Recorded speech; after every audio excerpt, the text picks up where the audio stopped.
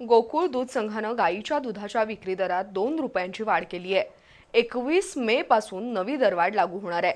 कच्चा माल, वाहतूक, पॅकेजिंग आणि इंधनाच्या वाढलेल्या दरामुळे हा निर्णय घेण्यात आलाय. गोकुळ दूध संघाच्या प्रशासकीय मंडळाची आज बैठक झाली. अध्यक्ष संजीवकुमार सुद्रिक, सदस्य प्रदीप मालगावे, सुनील धायगुडे, सागर बलकवडे, चंद्रकांत परुळेकर आणि कार्यकारी संचालक योगेश गोडबोले बैठकीला उपस्थित होते. गोकुळ दूध संघानं 21 फेब्रुवारी रोजी म्हशीच्या दूध खरेदी दरात 1 रुपये आणि गाईच्या दूध खरेदी दरात प्रति लिटर 2 रुपयांची वाढ केली होती. पण त्यावेळी गाईच्या दूध विक्री दरात कोणतीही वाढ केली नव्हती. इंधन, कच्चा माल, वाहतूक आणि पॅकेजिंगचा खर्च वाढत चाललाय. त्यामुळं आर्थिक मेळ बसवण्याच्या दृष्टीनं प्रशासक मंडळानं गाईच्या दूध विक्री दरात प्रति लिटर 2 रुपये वाढ करण्याचा निर्णय घेतलाय. 21 मे पासून ही दरवाढ लागू होणार आहे.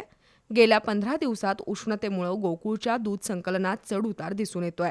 पण गेल्या वर्षी याच कालावधीत होणाऱ्या दूध संकलनाच्या तुलनेत सध्या 46,000 लिटरची वाढ झाल्याचं गोकुळ संघानं प्रसिद्धी पत्रकाद्वारे स्पष्ट केलंय.